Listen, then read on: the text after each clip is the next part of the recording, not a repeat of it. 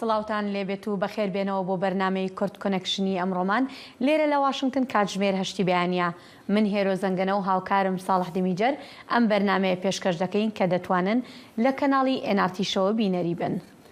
ئەم کورد کۆنەکشنە ئێرۆدا بەردەوامن لەسەر ڕۆمالکردنا خۆپێشاندانên سەرانسەری ئێرانê û karvedanên xwepêşandanan li derveyî Îranê. Em herwiha ronî didin ser hin mijarên girêdayî Amerîka, nûçeyên dawî li Ukraynayê û hin mijarên din jî. مشتومڕەکان لەسەر سووتانی حیجاب لەسەر شەقامەکانیش بابەتێکی ئەم بەرنامەیەمانە.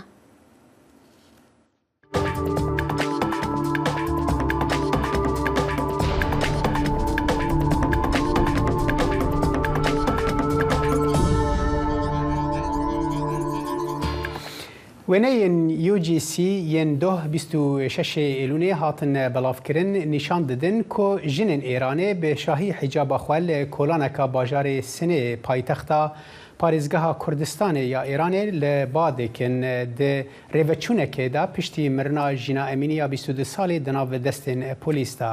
Rêxistineka mafê mirovan roja duşemê ragihand ku zêdetirî 75 kes hatin kuştin di tepeserkirina deselatdarên Îranê de li dijî nerazîbûnên dijî kuştina Jîna Emînî di demekê de ku hejmara fermiya rayedarên Îranê 41 kuştî û di navwan de jî gelek endamên hêzên ewlekariyê hene.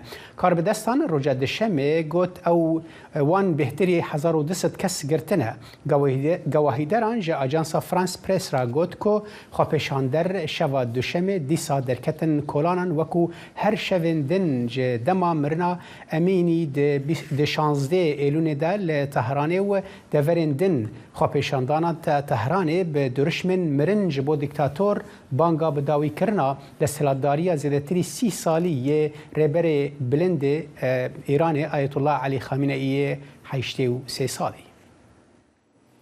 دەنگی ئەمریکا ناڕزایەتی دەردەبڕێت لەسەر دەستگیرکردنی ژمارەیەک لەو ڕۆژنامەوانانەی ڕووماڵی شەپۆلی ناڕزایەتیەکان و پێکدادانەکانی هێزە ئاسایشەکان و خۆپیشاندەرانیان دەکرد لە تاران و شارەکانی تری ئەو وڵاتەدا پاش کوژرانی مەسا ئەمینی تەمەن 22 ساڵ دوای دەست بەسەرکردنی لەلایەن دەسەڵاتدارانی پۆلیسی ڕەوشتەوە.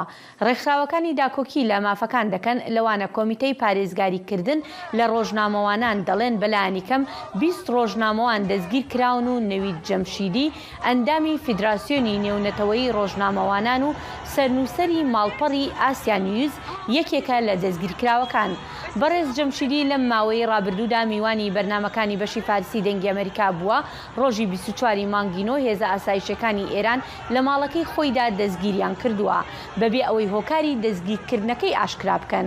کارمەندانی هێزە ئاسایشەکانی ئێران بە زەبری هێز چوونەتە ناو ماڵەکەی و دەستیان گرتووە بەسەر کۆمپیوتەر و تەلەفۆنە موبایلەکەی و هەروەهاش ئەو تێبینیانەی لە تیانوسی تایبەتی خۆیدا نووسی بووی.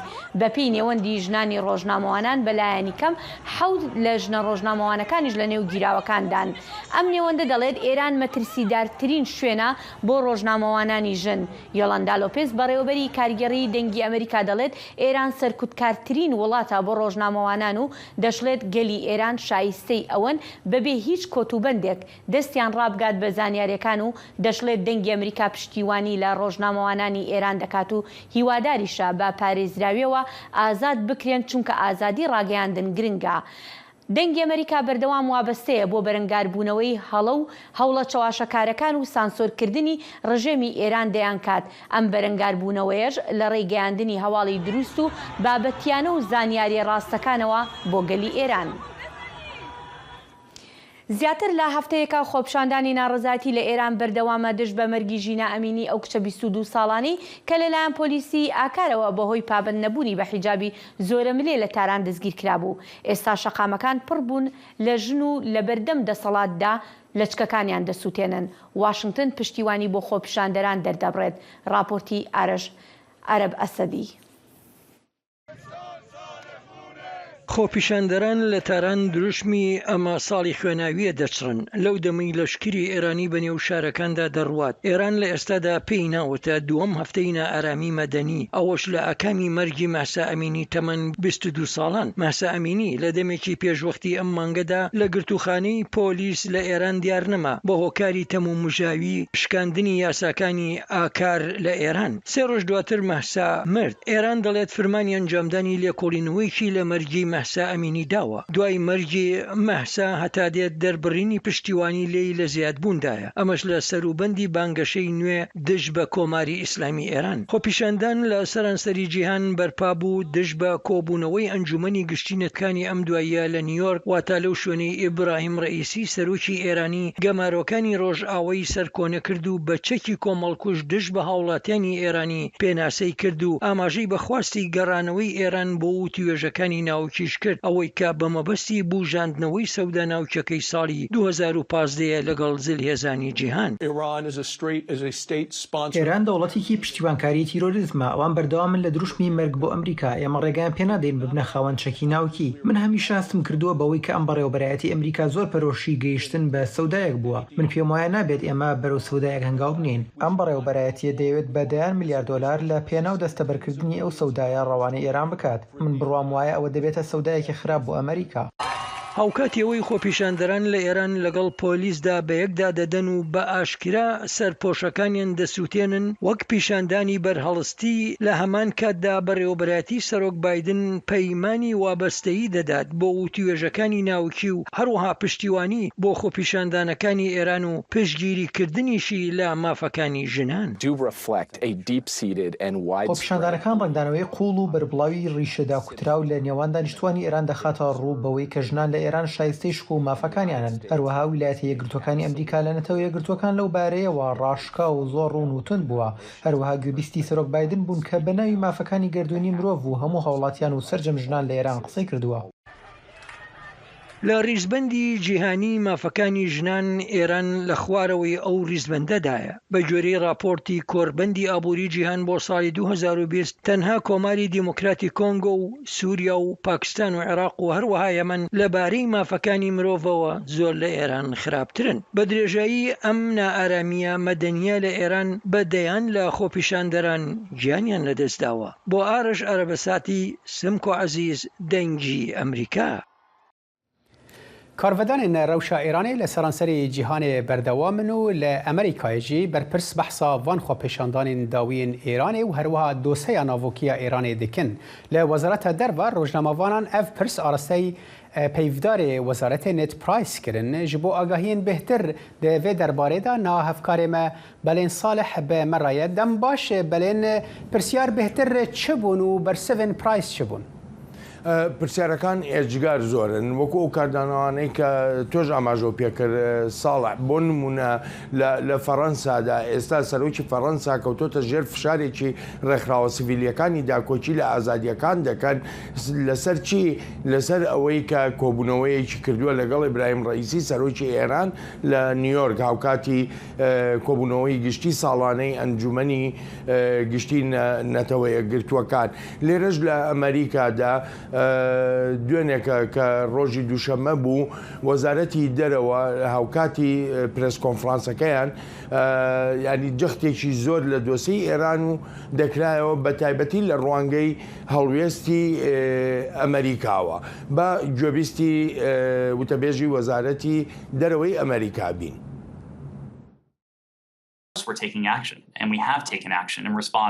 ئێمە هەڵوێست وەردەگرین و پێشتریش هەڵوێستی خۆمان هەبووە لە پەیوەندی بە خۆپێشاندانە ئاشتیانەکانەوە تا ئێستا چەند جارێک قسە و کاریشمان لەسەر دۆسەی کوژراوەکان کردووە. پێدانی مۆڵەتی گشتی و سەپاندنی سزاکان بەسەر ئەوەی پێدەگوترێت پۆلیسی ڕەوشت و هەروەهاش بەسەر حەو کار بەدەستدا. بەردەوام دەبین لە هەنگاوەکانمان بە ئاراستەی پرسیارکردن و هەروەهاش تاوتوێکردنیەوە هەنگاوانەی دەبنە ئاسانکاریەک بۆ گەلی ئێران بە مەبەستی ئەزموونکردنی مافەکانی خۆیان.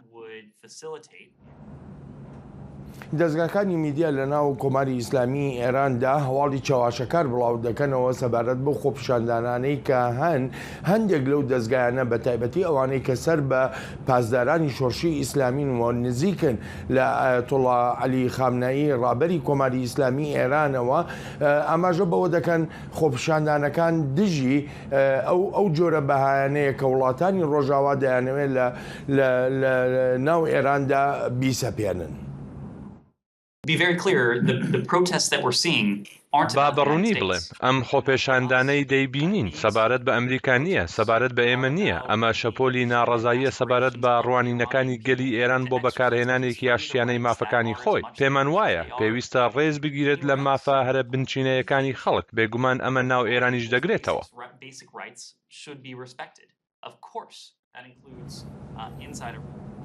بێگومان دواترین پەرسەندنەکانیش لەو ڕێکەوتنە ناوچەی کە باز دەکرێت و ماوەی 18 مانگە لە ڤێن ناوتوێژی لەسەر دەکرێت یەکێکە لەو پرسە گرنگانی کە ئێستا لە ناو واشنگتندا جێی مشتومڕێکی زۆر گەورەیە زۆرێک هەن لە ناو واشنگتن ئاماژە بەوە دەکەن کە نابێت ئەم بەڕێوەبەرایەتی سەرۆک بایدن ئەو ڕێکەوتنە مۆر بکە و بەها مرۆییەکان لە هەمان کاتدا فەرامۆش بکرێن.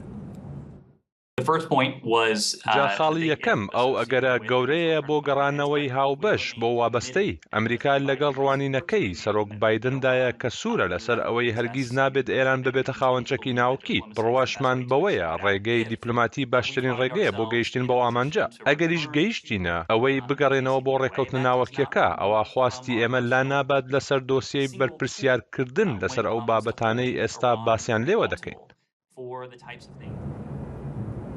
یەکێک لەو نیگەرانیانەی کە هەن ئەگەر بێت و ڕێکەوتنی ناوچی مۆر بکرێ هەرچەندە لە ئێستا دەگوترێ دوورە ئەو ڕێکەوتنە مۆر بکرێ بەوەی ئەو هەڵوێستانەی کە ئێرانەیەتی لەسەر ڕێکەوتنەکە بەڵام نیگەرانیە سەرێکیەکە لەوەدایە ئەگەر ڕێکەوتن بکرێ ئێران دەبێتە خاوەنی داهاتێکی زۆر و ئەو داهاتە بۆ بژێوی گەلانی ئێران بەکاری نایەنێ بۆ باشکردنی ژیانی هاوڵاتیانی ئێرانی بەکاری نایەنێ هێندەی ئەوەی کە بۆ پشتیوانیکردن لە تێرۆریزم و پشتیوانیکردنی دارایی لە ڕێکخراو میلیشیەکان لە ڕۆژهەڵاتی ناوەڕاستدا بەکاری دێنێ.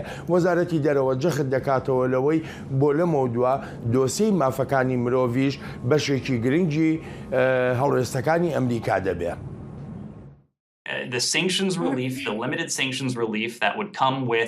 هەڵگرتنی سزاکان یا هەڵگرتنێکی سنوورداری سزاکان هاوکات دەبێت لەگەڵ گەڕانەوەی هاوبەشدا بۆ وابەستەیی بە ڕێکەوتنە ناوەکیەکەوە بێگومان ئەمە شانبەشانی هەمان ئەو بژارانەی ئێستامانن سەبارەت بە بڕیار و هەڵوێست وەرگرتن بۆ بەرپرسیارکردنی ئەوانەی دەستیان هەبووە و هەیە لە پێشلکردنی مافەکانی مرۆڤدا ئەلبەت لە دەرەوەی ڕێکەوتنە ناوەکیەکەدا. بەڵێن دەمەکێدا کۆ بەرپرسێن ئێرانی هەر هەلوەستیان داخوێنی کە پشتگیریش بۆوان خۆپێشاندانان وەکو دەستێوەردانێک دناو کاروبارên ئێرانیدا بناو دکە خەلکی ئێرانی چاوانێزیکی vەیەکێ دەبن. ساڵە هەروەکو لە ڕاگەنراوەکەی دەنگی ئەمریکاشدا گوێمان لێبوو ئێران بەردەوامە لە بڵاوکردنەوەی هەواڵی چەواشەکاری بەردەوامە لەوەی کە زانیاریەکان لە گەلی خۆشی دەشارێتەوە. خەڵکی ئێران لە ئێستادا جۆرێک لە هەناسەیەکیان پیادا هاتوۆتەوە جۆرێک لە هیوایەکیان تیادا گەشاوەتەوە بە تایبەتی کاتێک کە دەبینن زۆرێک لە وڵاتانی ڕۆژاوا و بە تایبەتیش ئەمریکا دۆسیەی مافەکانی مرۆڤ بە گرنگ وەردەگرێ و دەیکاتە دۆسیەیە کە شانبەشانی ڕێکەوتنی ناوچی بێ وەکو پێشتریش ئاماژەمان پێکرد نیگەرانیەکان لەسەرەوە بوون ئایا لە ئێراندا هەر تەنها کێشەی ناوچی هەیە وەکو خەڵکی ئێران خۆیان دەڵێن ئەو دۆسیانەی کە پەیوەندیان هەیە بە پاراستنی مافە بنچینەیەکانی خەڵک و ئەو دۆسیانەی کە پەیوەندیان هەیە بە پاراستنی مافەکانی مرۆڤەوە ئێجگار گرنگە بەلایەنەوە پێش دەچێت ئەم ڕووداوانەی ئێستایی ئێران وەرچەرخانێکی دروست کردبێ لەو جۆرە بیرکردنەوانەی کە پێشتر هەبوو. بەرێ هەفکارێمە بەڵێن ساڵح گەلک سپاس سپاس بۆ تۆ. سەرۆکوەزیرانی کەنەدا جەستن ترودۆ پشتیوانی خۆی بۆ ژنانی ئێران دەردەبڕێت و ڕەخنە لە حکوومەتی ئێران دەگرێت. ترودۆ لە لێدوانێکی ڕۆژی دووشەمەیدا گوتی ئێمە بینیمانە ئێران هەمیشە پشتگوێخستنی مافەکانی مرۆڤ دووپات دەکاتەوە و ئێستاش دەبینین بە مەرگی مەحسا ئەمینی و سەرکوتکردنی خۆپیشاندەران ئەم کارە دەکات. سەرۆکوەزیرانی کەنەدا ڕوویدەمی کردە ژنانی ئێران و گوتی ئەو ژنانەی کە لە ئێران خۆپیشاندان دەکەن و ئەوانش کە پشتیوانیان دەکەن ئێمە پشتگیریان لێ دەکەین.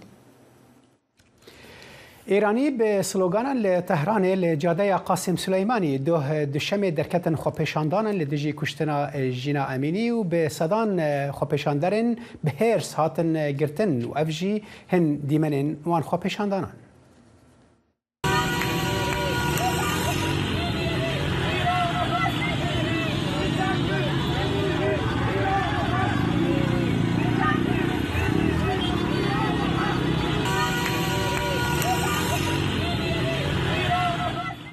خوێنکارانی زانکۆی تارانیش دروشمی ژنژیان ئازادیان دەگوتەوە و داوای ئازادکردنی ئەو خۆپیشاندەرانیان دەکرد کە بەهۆی خۆپیشاندانەکانی دژ بە مەرگی ژینە ئەمینی دەستگیر کراون. با پێکەوە چەند دیمەنێکی خۆپیشاندانەکەی زانکۆی تاران ببینین.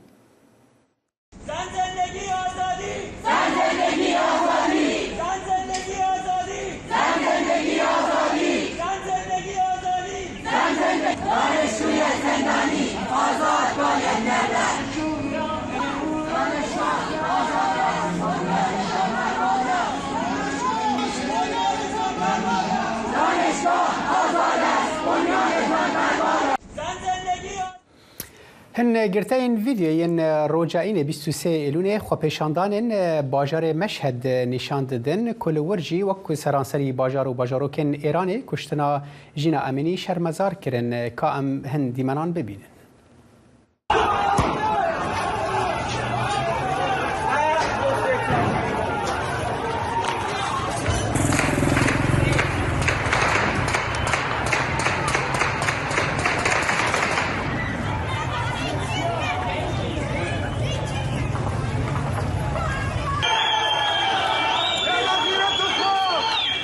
خۆپیشاندەران لە دەمی دانانی بربەستێک لە شەقامێکی تاراندا دروشم دەڵێنەوە لە کاتێکدا سەدان خۆپیشاندەری تووڕە ڕژاونەتە سەر شەقامەکانی شارە سەرەکیەکانی ئێران. با پێکەوە ئەم گرتە ڤیدیۆی خۆپیشاندانەکەی تاران ببینین.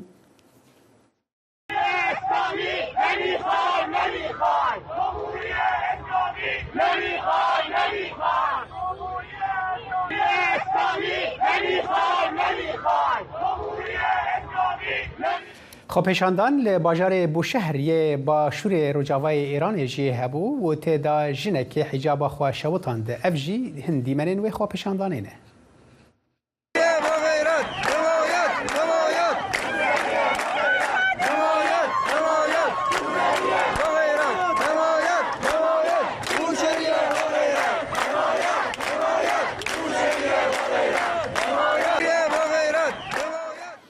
ژمارەیەکی کەم لە ژنان و پیاوانی عێراقی لە مەیدانی فردۆسی بەغدا کۆبوونەتەوە بۆ ناڕزایەتی دەربڕین بەرامبەر بە حیجابی زۆرە ملێ و پشتیوانیکردن لە ژنانی ئێرانی. ئەم گرتبوونەوەیە لەسەر داوای ڕێکخراوێکی فێمینیستی عێراقی ئەنجام درابوو.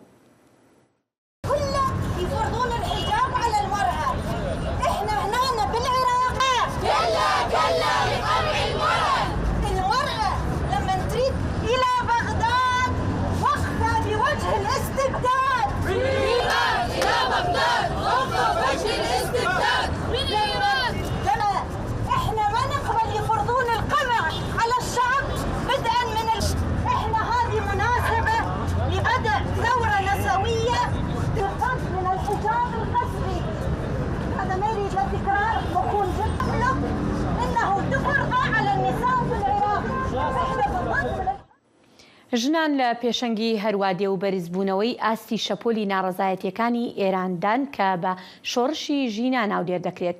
دوای کوژرانی ژینا ئەمینی بە دەستی پۆلیسی ڕەوشت و ئاکار لە کۆماری ئیسلامی چونکە سەرپۆشەکەی بەپێی ڕێوشوێنە ئیسلامەکانی ئێران نەپۆشی بوو، ژنان و کچان وەک کاردانەوە دەستیان کرد بە سووتانی لەچک و حیجابەکانیان و هەروەها قژبڕینی خۆیان. ئەم کاردانەوانە هەڵوێستەی ژنان و کچانی بەرپەرچەکردارێکی گەورەی بەدوای خۆیدا هێناوە و هەروەها دابەشبوونێکیشی لە کۆمەڵگەدا دروست کردووە. بەشێک هاوڕان لەگەڵ ئەم هەڵوێستانەدا و بەشێکی تریش بە بێڕێزیکردن دایدەنێن بۆ ئیسلام. هەڵاڵە ڕافع نووسەر و چالاکوان لە ڕێی سکایپەوە ڕاستەوخۆ لەگەڵ کورد کۆنێکشنە. هەڵاڵە خانم سپاس بۆ ئامادەبوونت. با سەرەتا لەو پرسیارەوە دەست پێ بکەین. سووتانی حیجاب بۆتە سیمبولێک بۆ ئەم شەپۆلی ناڕەزایەتی بە شۆڕشی ژینە ناسراوە. جا دەمەوێت بزانم ئەم کارە پەیوەندی هەیە بە داواکردنی ئازادیەوە یان ڕەهەندێکی ئاینی هەیە؟ سپاس بۆ تۆ. هەڵبەتە ئەم شەپۆلی ناڕەزایەتی ئەمەی ئێستا هەیە درێژەی ئەو شەپۆلانێ ژنان و خەڵکی ئێران بەردەوام ناڕەزایەتیان دەربڕیوە. هەر جارەی شتێک بۆتە یانێک بۆ ئەوەی بێنە سەرجادا ئەمەشیان ژینا بوو.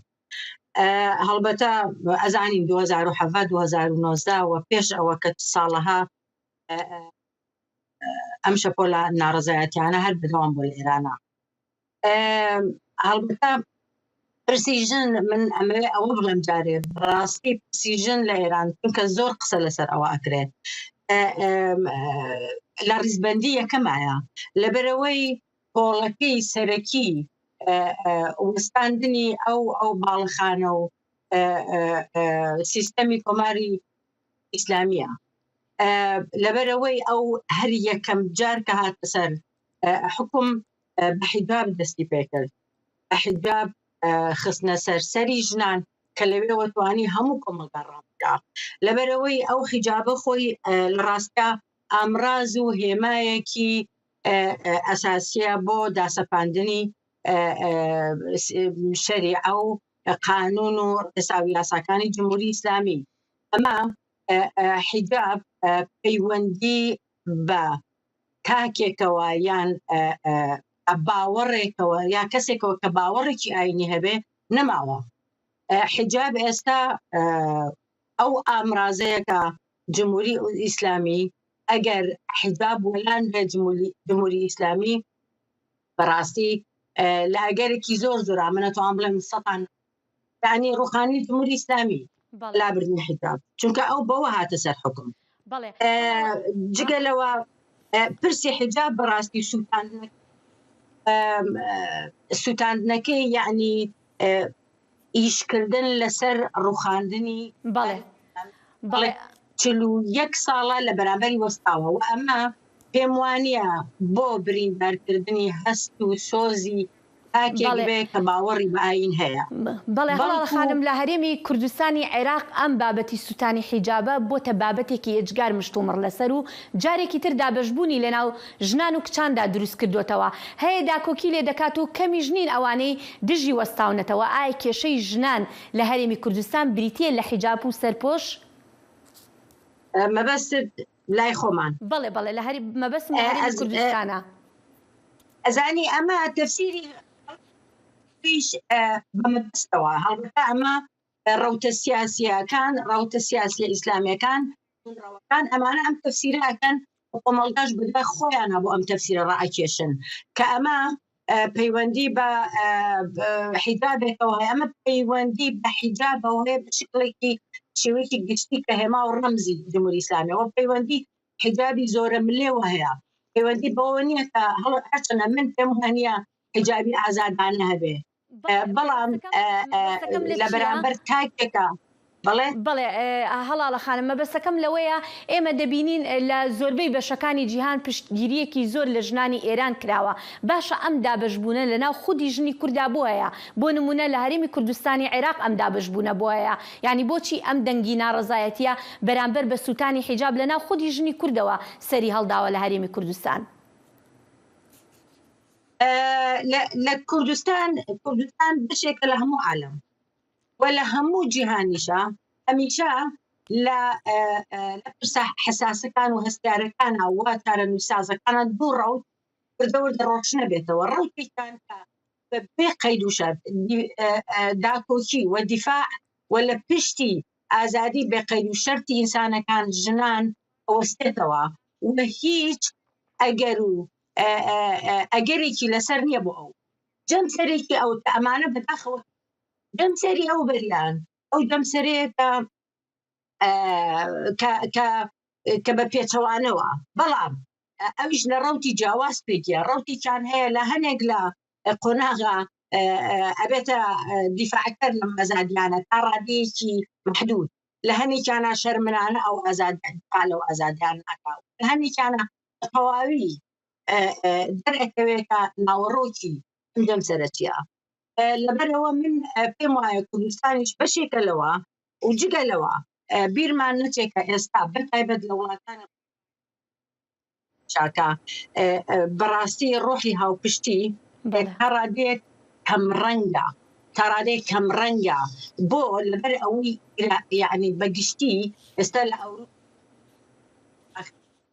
جدی هاوپشتی و بزوتنەوەی جەماوەری کاریگەری زۆر هەبووە لە گۆڕانکاریە بەڵام لە کوردستان بۆنمونە بزوتنەوەی جەماوەری و هاوپشتی ئەوەی کە کۆمەلگا کردی و ڕاپەڕین و پێش ڕاپەڕین دواتر ئەم 30 ساڵە ئەمەمان بینی کە بینیمان ئەنی بەرهەمەکەی لەبەرەوە خەڵک ڕادەیەک تووشی ناومێدی بووە ئەمش هەیە لە لایەکی کەشەوە خەڵک خۆی نەگەیشتۆ بەو ژیانە ئازاد و ئارامێکە هەیە یعنی خەڵکیش خۆی دەرگیری لەوانەیە بە یاسا نەبێ وەکو ئێران بەڵام بەگشتی سیاسەتی ئێران خۆی کاریگەری زۆری هەبووە لەسەر ڕۆژڵاتی ناوەڕاست و لەسەر عێراق و لەسەر کوردستان بەتایبەتی کە هەمومان ئەزانین یعنی ئەمەش خۆی خەڵکی وڵێ کردووە کە ئەو باوەڕەی خەڵبەتە ڕێگی دانک من پێم وانێ ڕێک بەڵێ هەڵاڵخان ئەمە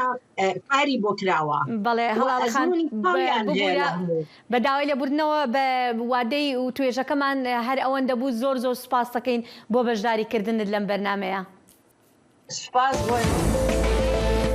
دەنگی ئەمریکا جافکانیەکە پێباوەریان و چاو ئاگاهیان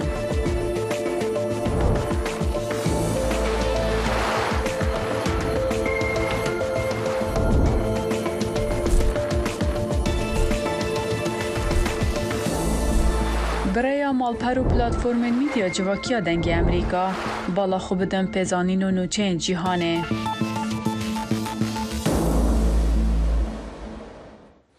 لە باژارê Qamişloyê jî bi sedan jin roja dişemê derketin xwepêşandanan li dijî mirina Jîna Emînî di nav destê polîsên Îrşada İslamiya Îranê de di xwepêşandanan de hin jinan porê xwe xwe dikirin û hîcaba xwe şewitandin. Pemnêrê me li Qamişloyê raportek amade kiriye.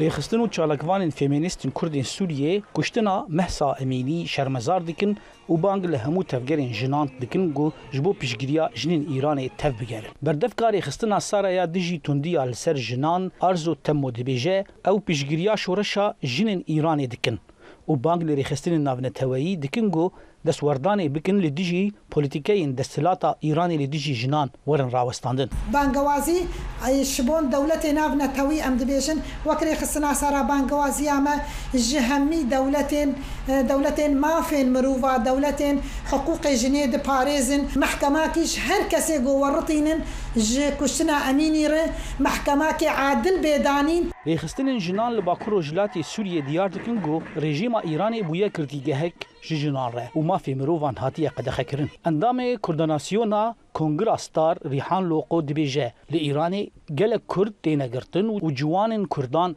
têne bidarvekirin û kuştin.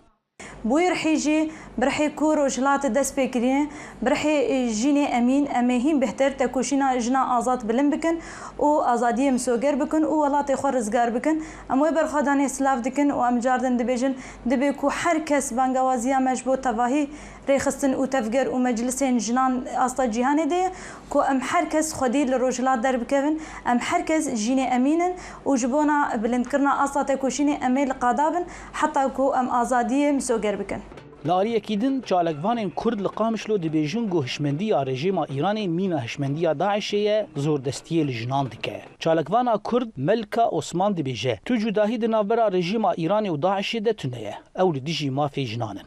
و رژیم ایرانی یعنی ایرو وقتی گوجنه که کجی هر چهار یعنی همه ملی جهانی جنتینا کشتن براستی یعنی ام تیشهن یعنی رژیم ایرانی ایرو نفسه رژیم داعش مشینی.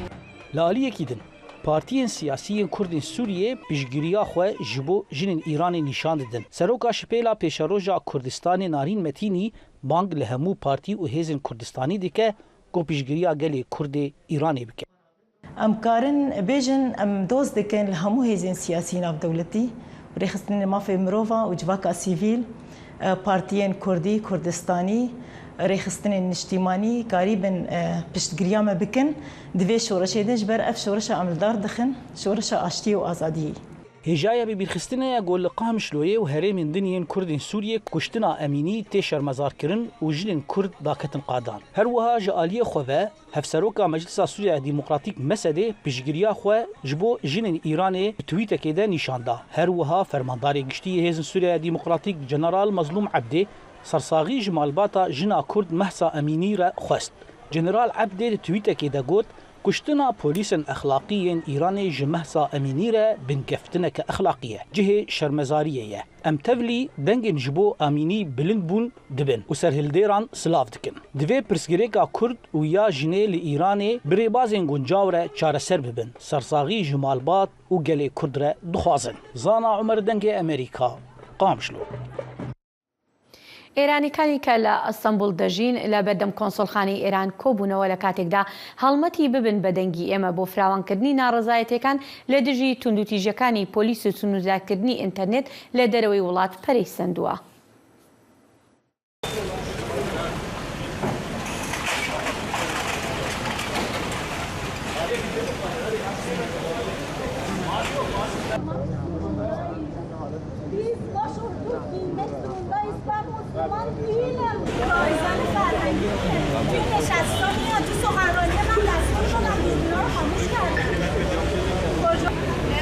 Aile değil bizim, o Sirk bayramı. Hind'den Sirk.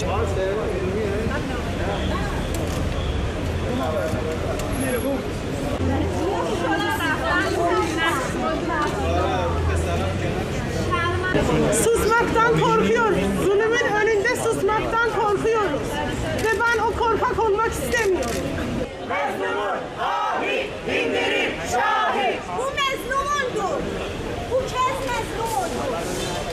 Ve mezlumun ahi indirir şahi. Korkun. Ben kendi ülkemde söylediğimde beni ceza... Artêşa Îranê roja duşemê bargehên partiyên Kurdên opozisyona Îranê li aliyê çiyayê Helgurdê devera sîdekan li Herêma Kurdistana Iraqê bombebaran kirin li gor endamê Komîteya Navendiya Komela Ata Nasir.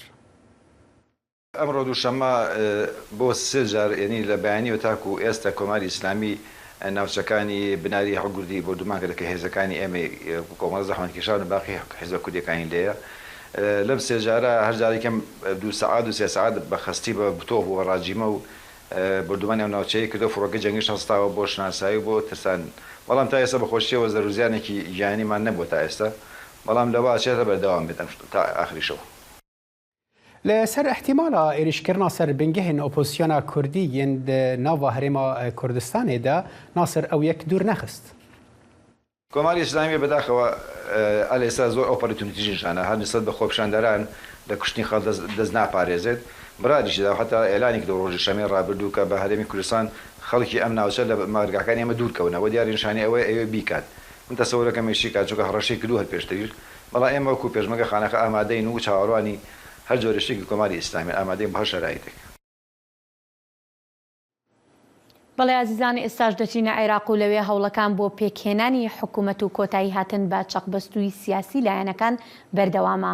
ڕۆژی دووشەمە سەرۆکی پەرلەمانی عێراق کە سوننەیە ئاماژەی بۆ کردبوو داوای دەست لە کارکێشانەوەی خۆی دەخاتە بەرنامەی کارەوە. لە هەمان کاتیشا کورد شیعە و سوننە ڕێکەوتنێکیان بۆ لێک تێگەیشتن ئەنجامدا بوو تا بەبێ سەدر حکوومەت پێک بهێنن. بۆ زانیاری نوێ لەسەر ڕەوشی عێراق دەچینە لای پەیامنێرمان دڵشاد ئەنوەر. دڵشاد ئەم کاتت باش حەلبوسی بۆچی داوای دەست لە کارکێشانەوەی کردبوو؟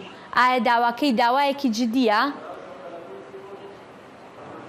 هێرۆ بێگومان داواکاری حەلبوسی بۆ دەست لە کارکێشانەوە لە پەرلەمانی عێراق داوایەکی جدی نییە، بەڵکو ئەکرێ بڵین جۆرێکە لە یاری سیاسی بە تایبەتی پێشتر شیعەکان مەبەستم چوارچەوەی هەماهەنگیە پلانیان هەبوو گەردۆخەکە گۆڕانکاری بەسەرا هەبێت حەلبوسی لە سەرۆکی پەرلەمانی عێراق دوور بخەنەوە و تەنانەت هەندێک دۆسێشی لە دادگا بۆ بکەنەوە.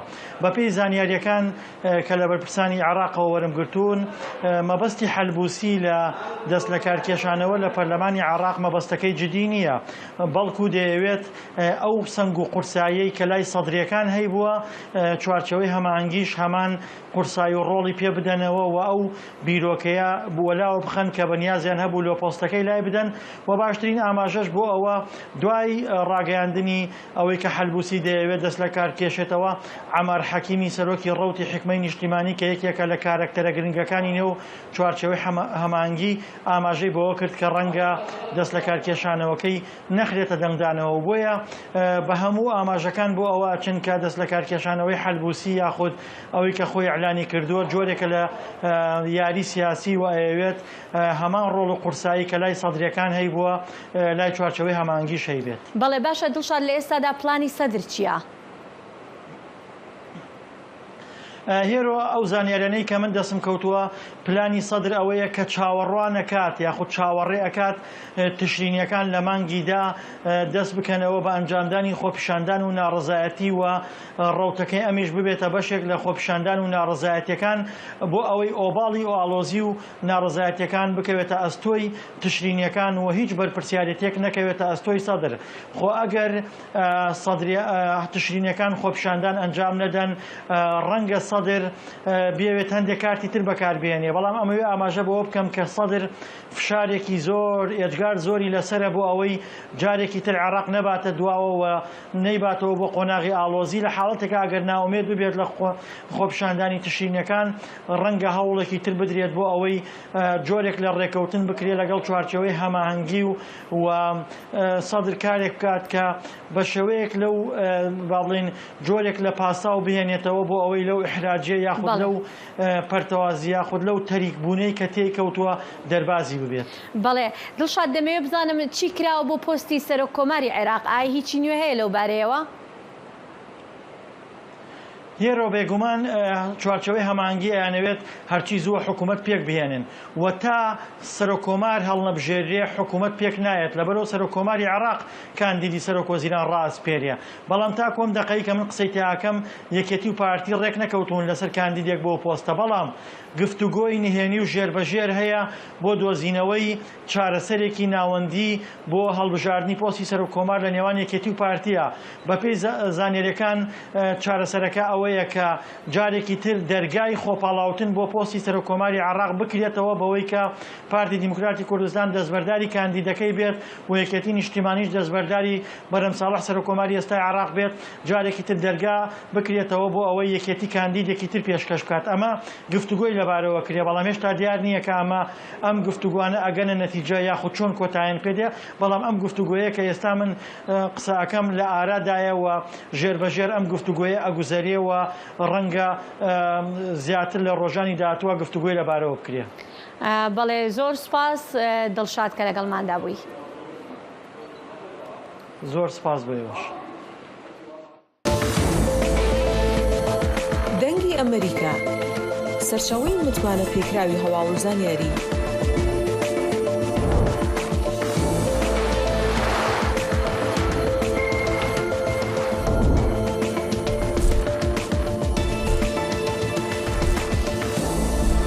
لە ماڵپەڕ و تۆڕە کۆمەڵایەتیەکانی دەنگی ئەمریکاوە ئاگاداری هەواڵ و گۆڕانکاریەکانی جیهان بە.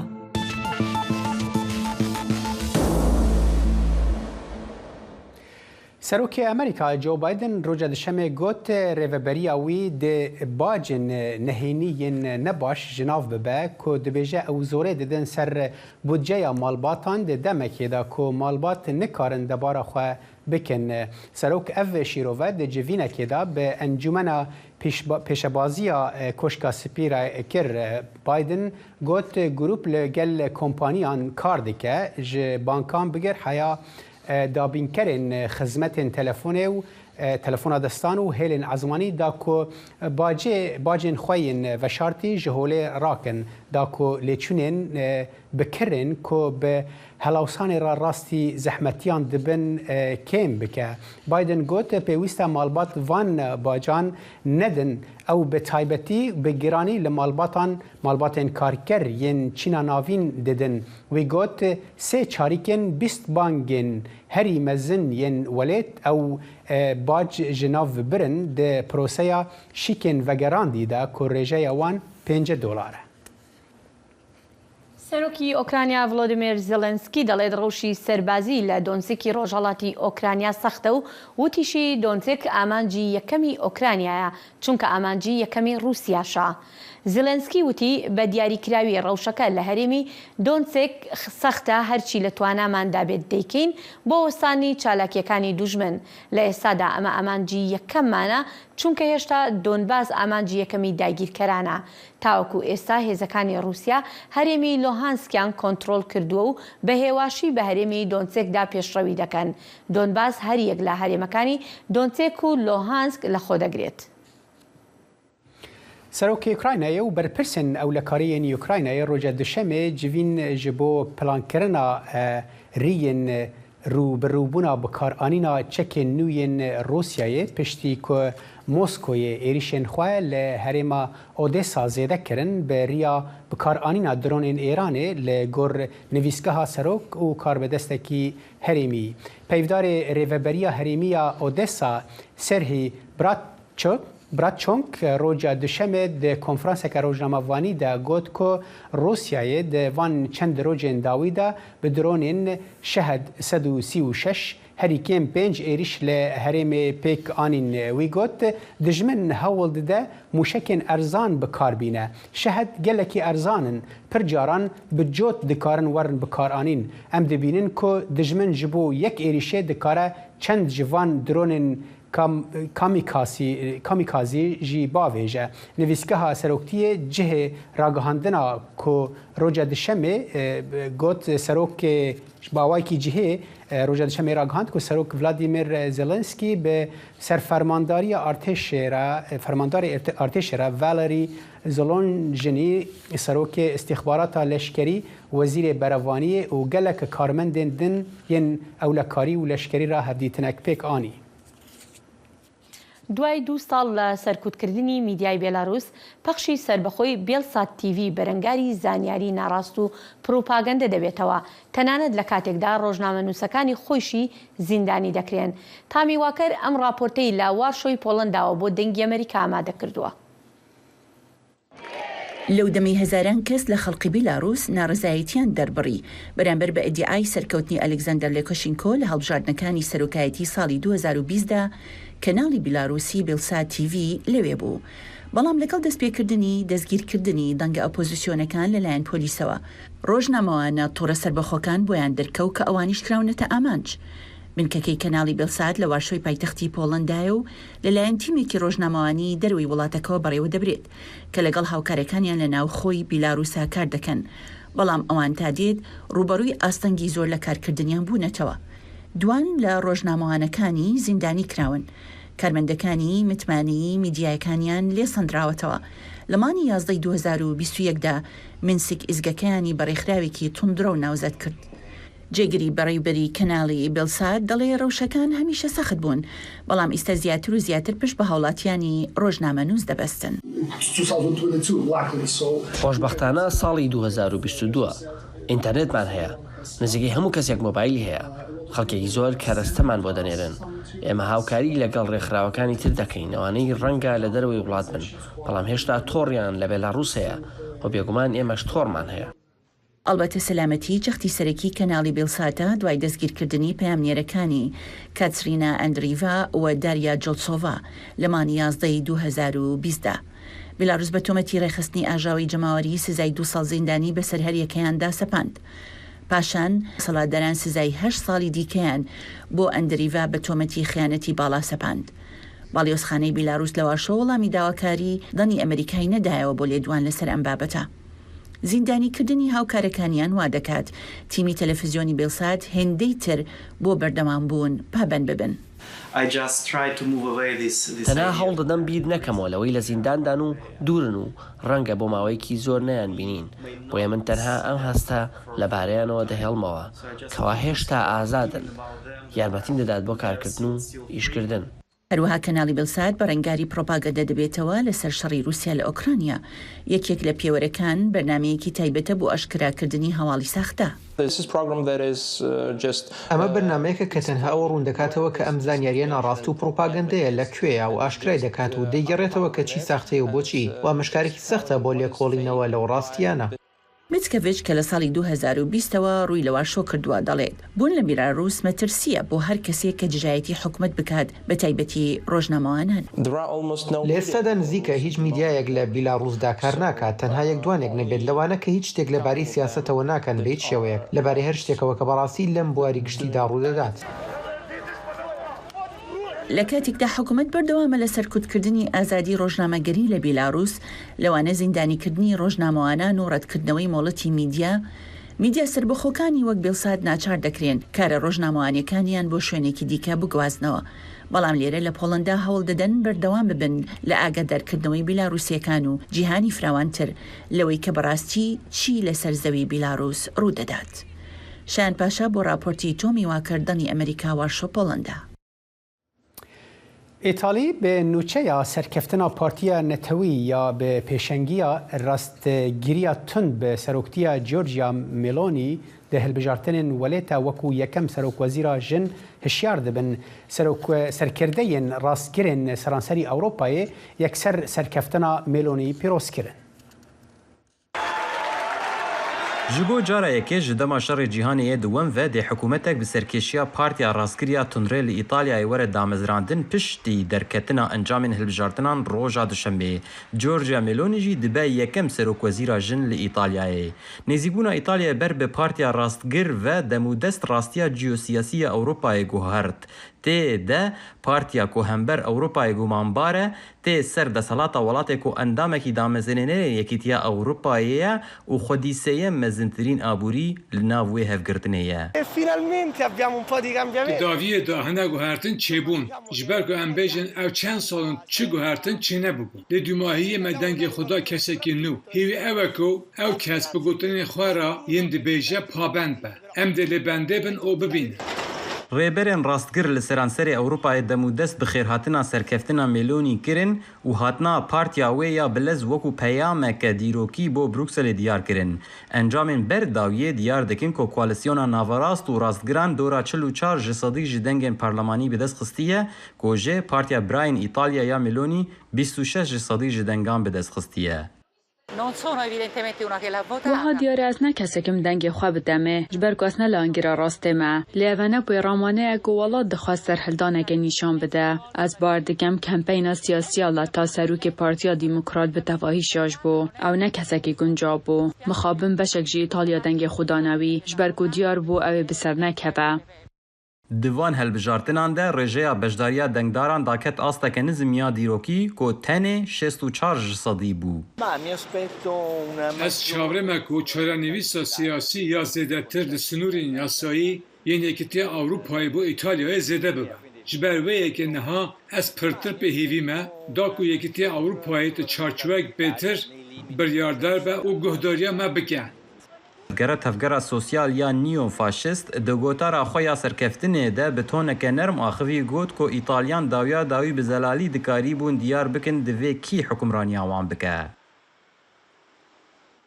کەشتیەکە عزمانیە ناسایێ ڕۆژە دوشەمێ بە لەزەکە مەزن لە هەسارەیەکە بچووکدا وەکو ڕاهێنان ji بۆ سیناریۆیەکێ ئەگەر هات و زەمین سبەرۆجێ ڕاستی گەفەکە وها بوو دەربەیە مەزن لە هەسارەیە بێزیان کو 9.6 میلیۆن کیلۆمەترە دوور بوو ڕوودا کەشتیە عزمانیە بە ناوێ دارت بە لەزا 22,500 کیلۆمەتر دەمژمێرەکێدا لە هەسارەیە بچووکدا زانیار لە بەندێ بوون کۆ باندۆرەوێ vebûna devê volkanekê be û pêlên kevir û bermayan bavêje ezmên û herî giring jî riya hesereyê biguhere.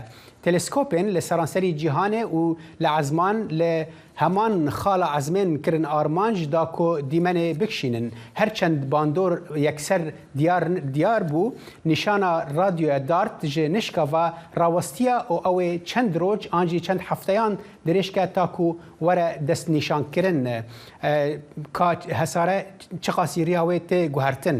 Ev erka bi nirxa 325 milyon dolar yekem hewl bû ku cihê hesareyekê an tiştekî din li wê li ezmên biguherîne. بله هیرو براسیجی بالکشه یعنی 325 میلیون دلار تنیج بود جارکی وکو آویتنا مشکلی. بالام ازانی اما یعنی تحقیقی که زور گرینگ بو زور مترسی بو سر بابلین زوی کم کاتوا زور جارگیو من لیبو که او بابلین پارچه بردی کی گورش کی و برای روی زوی دی مترسی درست کردو بالام پاشان تاکن راوتوا. بینه رهجا کرد کنکشن لیور بداویته تاجر کردن سلاوین هفکارا من هیرو زنگن و من بو هر شادو بختبر بن. کاتێکی خۆشە شاد بن.